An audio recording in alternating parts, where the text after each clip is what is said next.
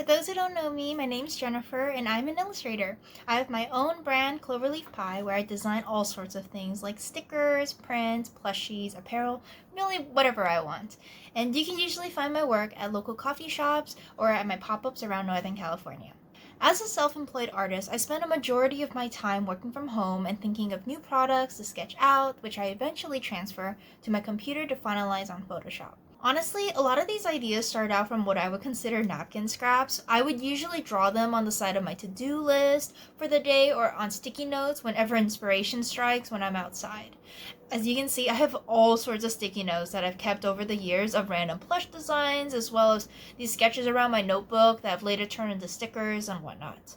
I never actually got into the habit of keeping a sketchbook for whatever reason, but this somehow works for me. In fact, I'm currently working on some new plushies, and they all started on these random scraps, as you can see. Recently, Wacom was kind enough to send me their Movink Pad 11 and its case to try out. From first impressions alone, it's a really nice tablet. It's quite light, and the screen has a matte feel, so it doesn't reflect off or look weird when you draw. My most recent project features some tomato monkeys, which you'll be seeing me draw today. I originally thought maybe I'll just play around with it and maybe do a couple sketches here and there, but honestly, it's been really great. It's portable enough for me to take to events when I host live portrait drawing, or just to keep next to my bed so I can jot something down real quick without needing to turn on the lights. And I can even draw next to my pet bunny now without having to worry about him chewing up the paper. Since the sketches are already on the tablet as well, I can also just easily import it to my computer if I need to without having to sort through all sorts of paper or needing to scan it anymore. There's also a camera, so I'm able to just snap photos of my sketches and put them all on the tablet as well.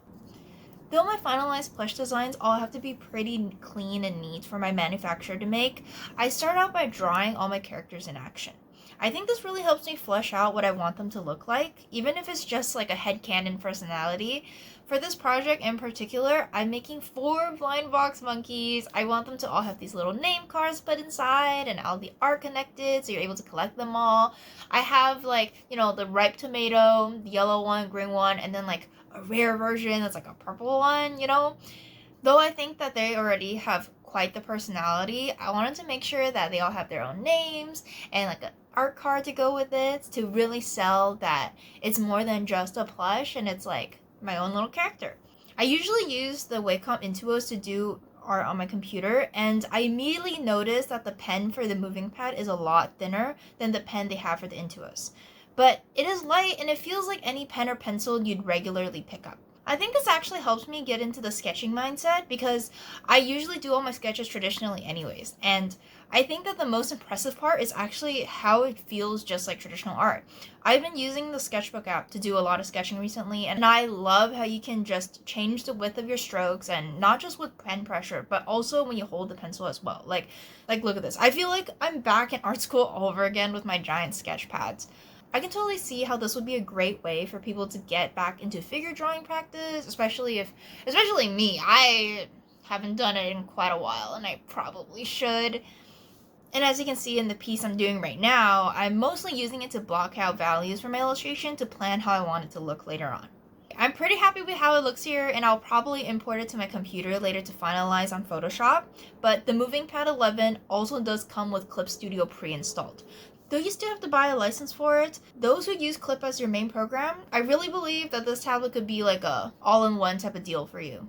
You can download whatever is available on the Google Play Store, like YouTube, Discord, Instagram, and you can honestly just use it as an iPad replacement as well. I can totally see myself sketching in bed while watching YouTube using like the split screen feature, or posting my sketches directly to Instagram from here.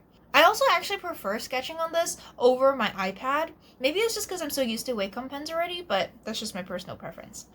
Now, all in all, I think the Movink Pad 11 is great. It really helps solve the issue I have with leaving my sketches all over the place, and I love how it acts just like pen and paper. I think it is a super portable option for anyone who travels a lot or just wants to draw in bed. Anyways, thank you so much, Wacom, for sending me this to try, and thank you all for watching me draw my little monkeys. See you next time!